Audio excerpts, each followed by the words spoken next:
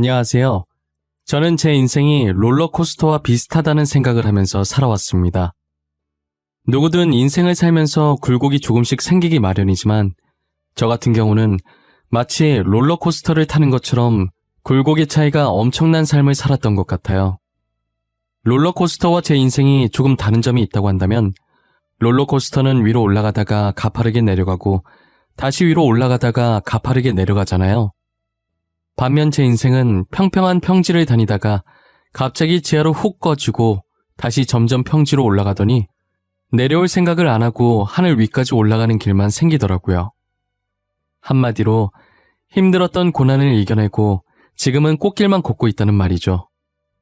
저는 부모 없는 고아로 성인이 될 때까지 보육원에서 지냈었어요. 10살 때까지만 해도 저도 다른 아이들과 마찬가지로 부모님이라는 존재가 있었어요. 저희 집은 가난했지만 입에 풀칠 정도는 할 수 있었고 정말 화목했어요. 저희 부모님께서 싸우는 모습은 한 번도 보지 못했었고 두 분 다 제게도 화내신 적이 없었어요. 그리고 저는 돈을 얼마나 주든 절대 살 수 없는 것을 가지고 있었어요. 그건 바로 저희 어머니를 닮은 자신감이었는데요.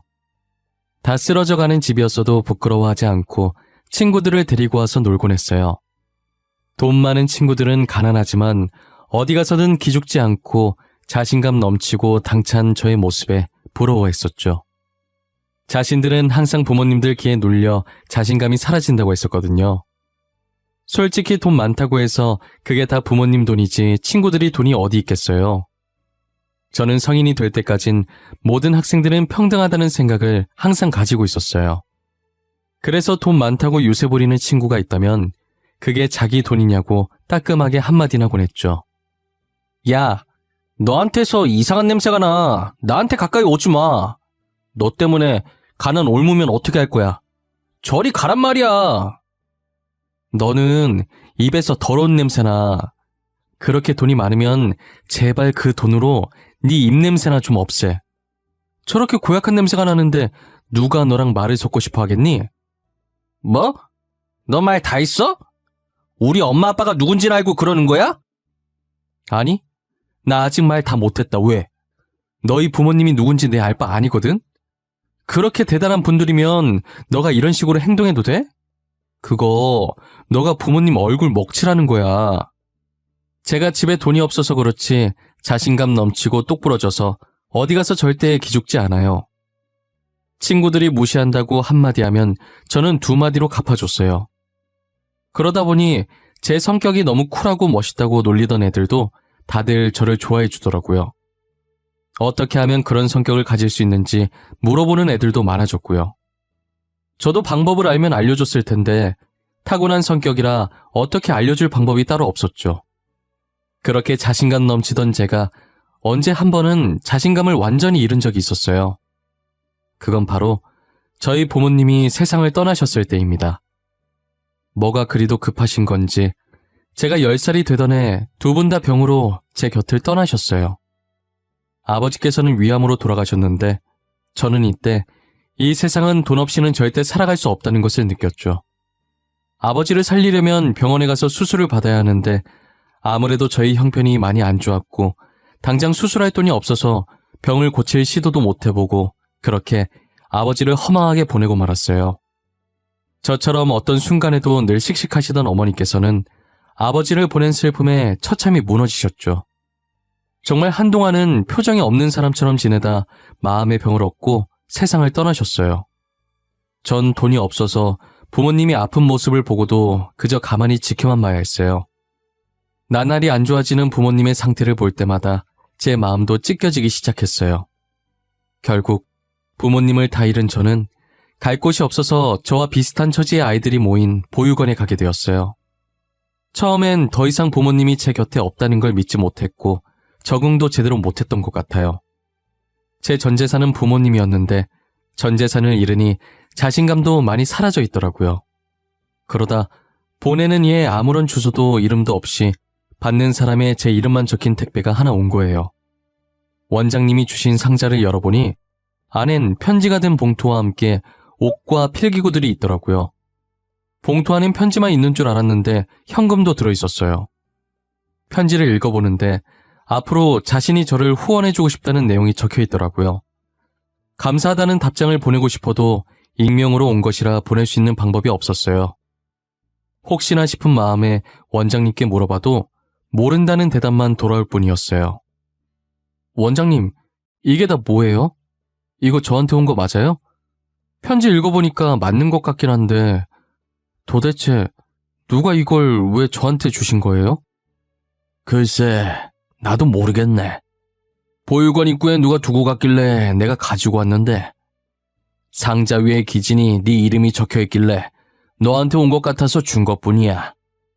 그래요? 진짜 이상하다. 저 부모님 말곤 가족이 없거든요. 저한테 이런 거 줄 사람이 없는데 뭐지? 좋게 생각해. 너가 클 때까지 후원해 주시겠다잖아. 너무 착한 아이라서 너한테 천사가 왔나 보다. 하지만 매번 원장님을 통해서 돈과 옷들, 그리고 그때그때 필요할 만한 것들을 주셨죠. 저는 얼굴도 모르는 후원자께서 보내주신 옷들을 감사히 입고 돈은 필요할 때 빼곤 모조리 모았어요. 그리고 후원자가 쓴 돈이 아깝지 않게 기대에 부응하기 위해 공부를 열심히 하기 시작했어요. 사실 저는 공부에 취미가 없고 마땅히 이루고 싶은 꿈도 없었기 때문에 성적이 아주 개판이었거든요. 하지만 부모님이 돌아가시고 나서부터 의대에 가고 싶다는 생각이 들었어요. 10살 때 이런 생각을 했으니 저는 다른 아이들에 비해 이른 나이에 하고 싶은 것을 찾은 셈이죠. 솔직히 요즘 아이들은 자신의 미래인데 하고 싶은 것들을 못하고 다 부모님이 하라는 대로 하잖아요. 저는 부모님이 시켜서가 아닌 정말 진심으로 의사가 되고 싶었어요. 그래서 저처럼 돈이 없어서 치료를 받지 못하는 사람들을 도와주고 싶었어요. 저는 밤낮 할 것 없이 자는 시간과 화장실 가는 시간을 제외한 모든 시간에 책을 봤어요. 하물며 화장실에서 큰 볼일을 볼 때도 그 시간이 그냥 흘러가는 것이 아까워서 책을 가져가서 봤었죠. 그런 저에게 공부하면서 코피 흘리는 것은 예산 일도 아니었어요. 미친놈 같겠지만 오히려 코피를 흘리면 공부를 많이 했다는 증거 같아서 괜스레 웃음이 나오더라고요. 당시엔 벌써 의대에 합격한 기분이고 그랬어요. 중학교, 고등학교 단 한 번도 전교 1등을 놓친 적이 없었어요. 당연히 놓칠 수 없을 정도로 공부를 열심히 하긴 했지만요. 밤샘 공부 앞에서는 값비싼 학원들도 다 소용이 없나 봐요. 기준아, 너 학원 어디 다녀? 우리 엄마가 너 학원 어디 다니는지 알아오래. 이번에 너네 학원으로 옮길 거라고. 나 학원 같은 거 안 다니는데? 당장 과자 살 돈도 없는데 어떻게 학원을 다녀? 너 중학생 때부터 나한테 돈 없다고 놀린 거 기억 안 나? 아, 그래? 그럼 너 학원도 안 다니면서 어떻게 항상 전교 1등을 하는 거야? 그냥 좋은 머리로 타고난 건가? 너 따로 문제집 같은 거 사는 거 있어? 아니, 어차피 학교 시험은 교과서에서 나올 텐데 문제집 봐서 뭐해? 그거 돈 낭비야. 나 교과서로밖에 공부 안 해. 그리고 애초에 머리가 나쁘면 비싼 학원을 다녀도 다 소용이 없는 거야. 항상 전교 1등을 하니까 친구들이 매번 저한테 학원 어디 다니냐고 물어보곤 했었어요.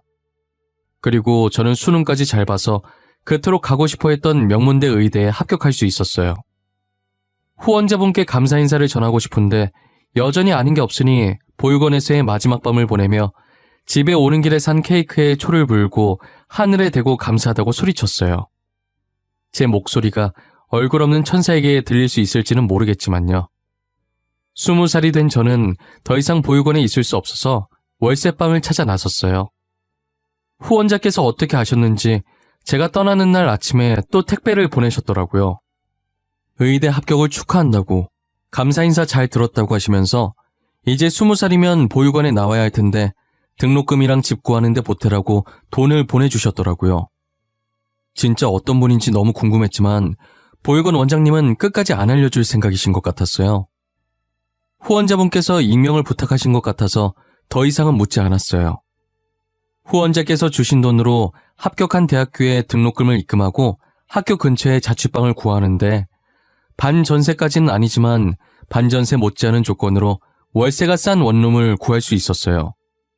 의대를 다니면서 알바를 할 수 있을 거라고 생각했는데 그건 제 착오였어요. 공부할 시간도 빠듯해서 알바할 시간이 없더라고요. 그리고 저는 성인이 돼서 후원이 끊길 줄 알았는데 대학 졸업할 때까지 제 자취방에 택배가 오더라고요. 저는 꽈탑이라 등록금 전액 면제라 필요 없는데 그래도 학기마다 꼭 보내주시더라고요. 등록금에 매달 월세 그리고 늘 그렇듯 편지가 함께 들어있었어요. 늘 멀리서 지켜보고 있다고 항상 제 곁에 후원자가 응원하고 있다는 걸 잊지 말라고요. 저는 힘들 때마다 그 편지를 보고 젖먹던 힘까지 다 짜냈던 것 같아요. 제게 있어서 그 편지는 부모님이자 든든한 버팀목 같았어요. 그러다 학교에서 만난 동기 한 명이 있었는데 이상하게 그 동기한테 끌리더라고요. 수수하고 화장기 없는 얼굴에 볼터치한 듯 홍조가 더해져서 그 아이와 정말 잘 어울렸어요. 저는 다 아는 문제인데 모르는 문제라며 괜히 그 아이에게 다가가서 물어보고 그랬어요. 제가 물어볼 때마다 그 아이는 별말 없이 친절하게 다 알려주더라고요. 그러다 너무 물어보니까 장난으로 그 머리로 어떻게 의대를 왔냐고 하면서요. 장난치면서 웃는데 그 아이 주변이 슬로우 모션으로 보이면서 제 머리에 종이 울리는 느낌이었어요. 첫사랑이라는 감정이 이런 느낌이라는 걸 그때 처음 알게 됐죠. 그 아이 덕분에 공부밖에 모르던 제가 처음으로 사랑이라는 감정을 느끼게 됐어요. 그 뒤로 제 눈은 그 아이를 쫓기 바빴어요. 제 마음을 알아챈 동기는 제 어깨를 툭 치고 의미심장하게 웃더라고요. 지효 뒤통수 뚫리겠다. 그만 좀 쳐다봐. 그냥 좋아한다고 고백을 하지 그러냐? 됐다. 밥이나 먹으러 가자. 이번 공강 완전 널널해. 야, 아니거든? 근데 그렇게 티가 많이 나? 다른 애들도 알아? 아, 그럼 되게 쪽팔릴 것 같은데. 다른 애들은 모르겠네. 근데 나 눈치 없는 거 알지? 내가 알 정도면 전교생 다 알 것 같은데? 그리고 누가 모르겠냐? 너 책은 안 쳐다보고 지우만 쳐다보더라. 그냥 고백을 하라니까. 괜히 고백했다가 차이고 사이만 멀어지면 어떡하냐? 나는 사이 멀어지는 거 싫어. 차라리 지금처럼 멀리서 쳐다만 보는 게 나아. 아이고 등신. 그러다가 딴 놈한테 뺏겨서 후회하지 말고 얼른 고백해. 지유, 인기 많은 거 알지? 안 꾸미고 다니는데도 미모에 빛이 나잖아. 누가 가만히 두겠냐? 어제도 누가 지유한테 고백했다던데? 처음엔 고백할 생각이 전혀 없었는데 누군가가 그 아이에게 고백했다는 말을 들으니 정말 뺏길까봐 그때부터 마음이 조급해지더라고요. 동기와 밥을 먹으면서 이런저런 말을 주고받다가 고백을 해보기로 마음을 굳혔어요. 누군가에게 고백을 해본 적이 없는지라 어떻게 고백을 해야 할지 모르겠더라고요. 친구는 일부러 거창하게 준비하지 말고 아무 생각 없이 마음 가는 대로 솔직하게 고백을 하라더라고요. 어줍지 않게 준비한 것보단 담백하게 있는 그대로의 솔직한 마음을 전하는 게 더 잘 먹힌다면서요. 저는 쉬는 시간에 수업 마치고 잠시만 시간 좀 내달라고 그 아이에게 말했어요. 그 아이는 해사하게 웃으면서 또 모르는 문제 있냐고 물어보는 거예요. 전 그 아이의 대답에 할 말 있다고 해야 하는데 바보같이 그렇다고 해버린 거죠. 제 대답에 그럴 줄 알았다는 듯이 픽 웃으면서 알겠다고 하더라고요. 그리고 그날따라 시간이 왜 이렇게 빨리 가는지 결전의 시간이 순식간에 다가왔어요. 너 나한테 문제 물어보려는 거 아니지? 할 말 있어서 시간 내달라고 한 거지? 아무래도 내 말이 맞는 것 같은데. 아니야? 어떻게 알았어? 티 났어? 내가 이리저리 티를 많이 내고 다니는 편인가 봐. 말을 안 해도 다들 알고 있네? 평소답지 않게 어색하게 말하는데 어떻게 몰라. 아까도 시간 내달라고 하는데 되게 어색했어. 너 어디 가서 거짓말은 못하겠다. 이렇게 다 티가 나서. 그래서 나한테 할 말이 뭔데? 뭐라고 얘기해야 할지 모르겠는데 내가 갑자기 이런 말 하는 거 당황스러울 수도 있어. 그니까 내가 하고 싶은 말이 있잖아. 뭐 너가 나 좋아한다고? 아님 좋아하니까 사귀어달라고? 설마 결혼하자는 말은 아니지? 사귀는 건 좋은데 아직 결혼은 부담스럽다 야. 너 어떻게 알았어?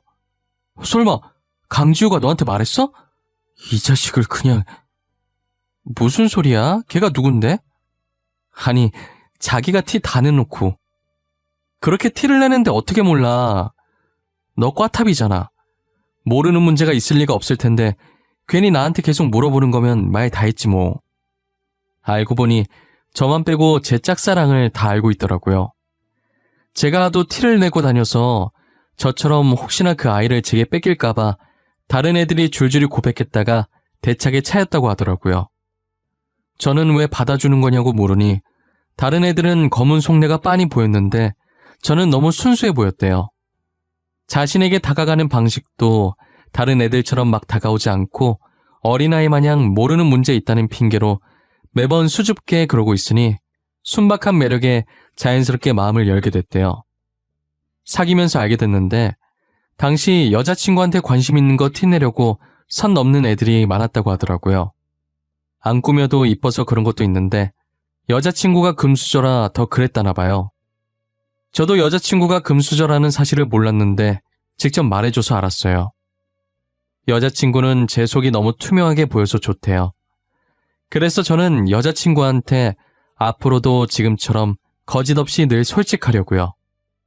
여자친구는 의대를 다니다가 적성에 안 맞는다고 그만뒀어요. 여자친구도 어릴 적 제 친구들처럼 부모님이 시키는 대로 의대에 간 거더라고요. 그래도 제 친구 부모님과 다른 점이 있다면 이제서라도 하고 싶은 걸 하게 해주신 점인 것 같아요.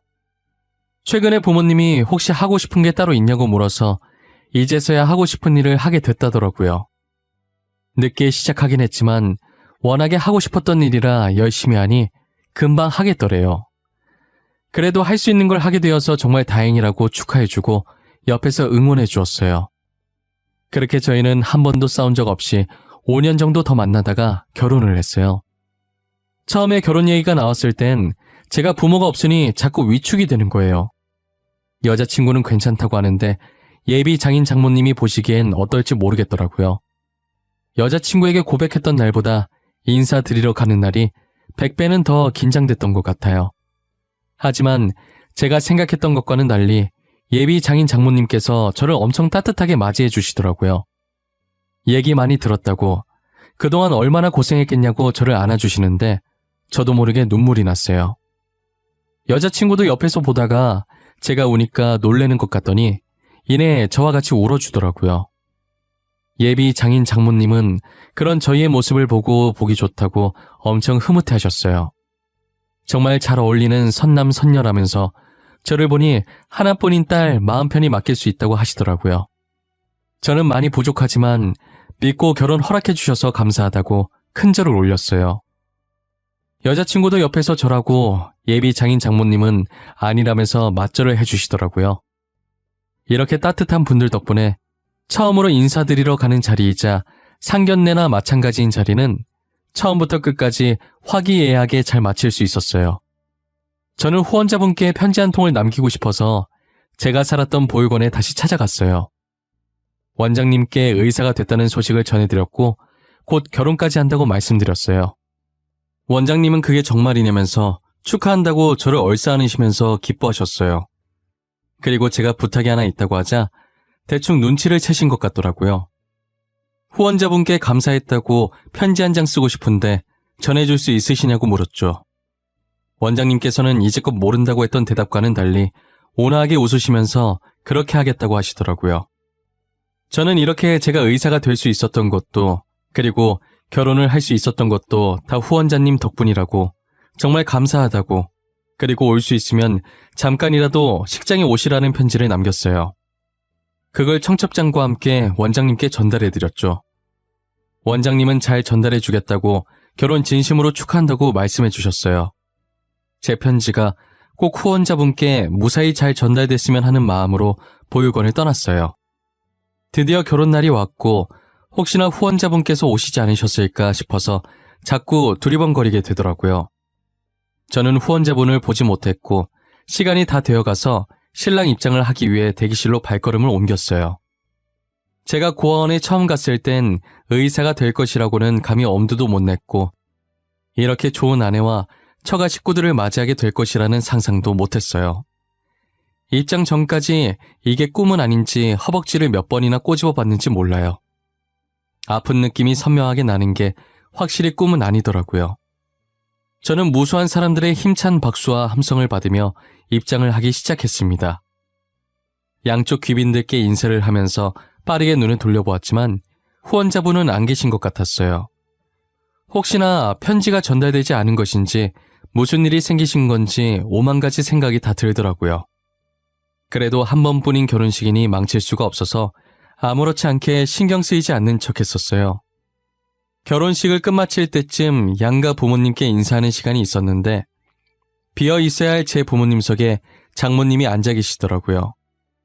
저는 순간 당황하긴 했는데 부모님석에 아무도 안 계시면 제가 뻘쭘해할까봐 장모님께서 저를 배려해서 저희 부모님 대신 앉아 계신 줄 알았어요.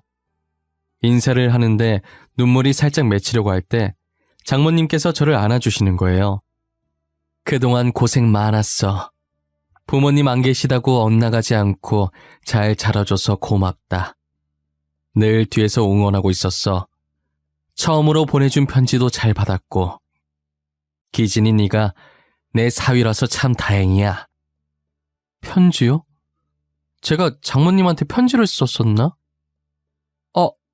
설마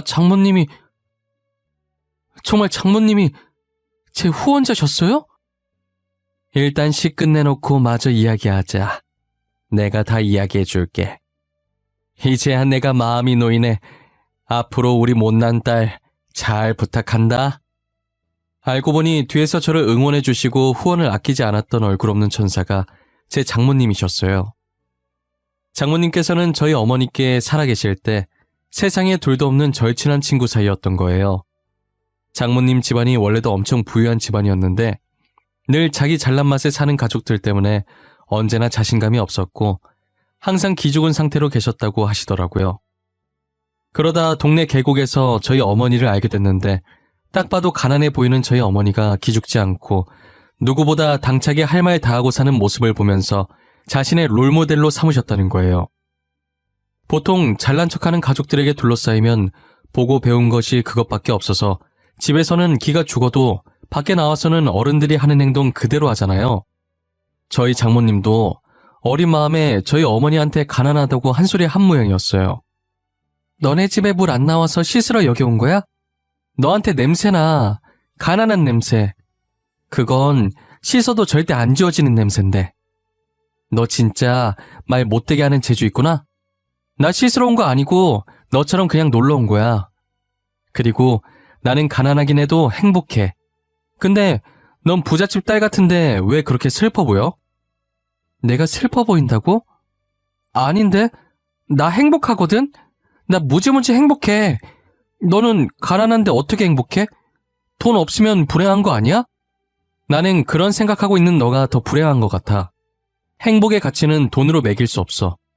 당장 가진 돈은 없어도 지금 내가 행복하다는 생각이 들면 그게 진짜 행복한 거 아니야? 그래도 돈이 있어야 조금 더 행복한 거 아니야? 먹고 싶은 거나 사고 싶은 게 있어도 돈 없으면 못 사잖아. 너는 지금 먹고 싶은 거, 사고 싶은 거 다 살 수 있어? 그것도 다 부모님 돈으로 사는 거잖아. 너가 아무리 사고 싶어도 부모님이 안 주면 그만 아니야? 그럼 너나 나나 똑같은 처지네. 장모님은 그때 저희 어머니 말을 듣고 무언가로 머리를 세게 맞은 느낌이 들었다고 하시더라고요. 그동안 돈만 있으면 행복한 사람인 줄 알았는데 생각해보니 장모님께서는 전혀 행복하지 않았대요. 어차피 부모님 돈이고 장모님은 그저 부모님이 하라는 대로 하는 꼭두가시 같았다고 하시더라고요. 그날 어머니한테 쓴소리 들으시면서 많이 반성하고 배웠다고 하셨어요. 그 뒤로는 어머니 팬이 되어 어머니 뒤만 졸졸 쫓아다녔다고 하더라고요. 계속 인연을 이어가다가 어머니께서 이제 더 이상 살 날이 얼마 안 남았을 때 장모님을 찾아왔었대요. 자기마저 떠나면 저 혼자 남게 된다고, 염치 없지만 혼자 남을 어린 저를 부탁한다고요. 부탁할 사람이 없어서 왔다고 우시는 모습에 장모님도 따라서 많이 우셨다고 하셨어요. 장모님께서도 어머니가 떠나신 후로 저 못지않게 많이 힘들어하셨던 것 같았어요.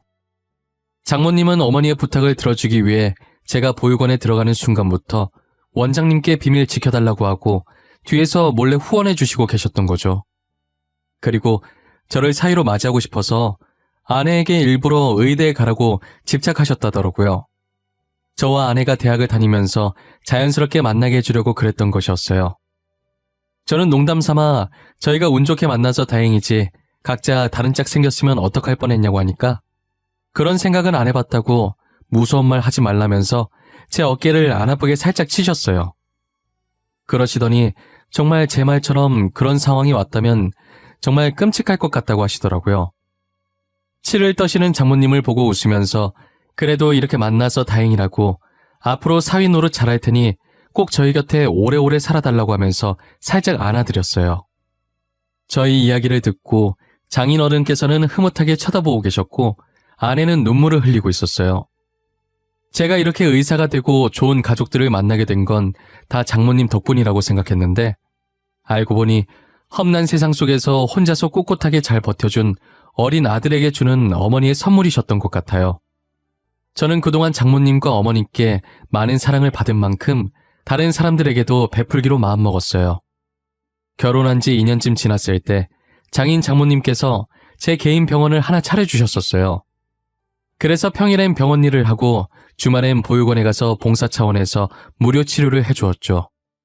장인 장모님도 만족해 하시고 아내도 의대 출신이라 저를 따라서 보조해주며 도와주고 있어요. 전국까지는 아니지만 제가 살고 있는 지역의 여러 보육원에 가서 여전히 봉사를 하며 잘 지내고 있어요. 그리고 저희 부모님처럼 생계가 어려워 치료를 못 받는 분들이 계시면 찾아가 봉사를 해드릴 예정이에요. 이제껏 부모님이 일찍 돌아가셔서 그동안 사랑을 못 받고 자랐다고 생각했었는데 그건 제 착각이었어요. 늘 제 곁엔 친부모님과도 같으신 장인 장모님이 계셨고 보육원 원장님도 계셨고 그리고 어떤 값진 것들과도 바꿀 수 없는 사랑스러운 아내가 있었죠. 저는 그분들이 제게 주신 사랑을 평생 동안 절대 잊지 않으려고 해요. 그동안 힘든 시간이 많았지만 끝까지 포기하지 않고 달려왔더니 이런 행복한 순간들이 저를 찾아오네요. 당장 힘든 시간을 겪고 계신다 해도 그 속을 잘 보면 손톱만큼의 기쁨이라도 찾으실 수 있으실 거예요. 만약 찾으셨다면 힘듦에 잠식되지 말고 손톱만큼의 기쁨에 취해 계시길 바랄게요. 그렇다면 언젠가는 힘듦은 사라지고 기쁨만 남게 될 거예요. 이 글을 쓰다 보니 하늘에서 저를 지켜보고 계실 저희 부모님이 생각나네요. 어떤 표정으로 지켜보고 계실지 모르겠지만 부디 제게 수고했다고 말씀해 주셨으면 좋겠어요. 정말 수고 많았다고, 이제 더 이상 걱정이 안 된다고, 앞으로는 행복할 일만 남았다고 말이에요. 그리고 이뤄질 수 있을지 모르겠지만 늘 제가 생일에 촛불 불면서 비는 소원이 있는데 다음엔 꼭 저의 자식으로 다시 만날 수 있었으면 좋겠어요. 그땐 10년이라는 짧은 시간 말고 몇십 년 동안 길게 볼 수 있었으면 해요. 여러분들 부모님께서는 아직 여러분들 곁에 계시나요? 그렇다면 오글거리시겠지만 하루에 한 번 정도 부모님께 사랑한다는 말을 해주면 어떨까요? 지금 당장은 입에 안 붙고 힘들어도 나중엔 자연스럽게 부모님을 사랑한다고 말할 수 있을 거예요. 티는 안 내셔도 부모님이 여러분들의 사랑을 기다리고 있을 수도 있잖아요. 저의 이야기는 여기까지입니다. 제 이야기를 들어주신 모든 분들께 감사드리고 시국이 시국이니만큼 늘 몸조심하시길 바랍니다.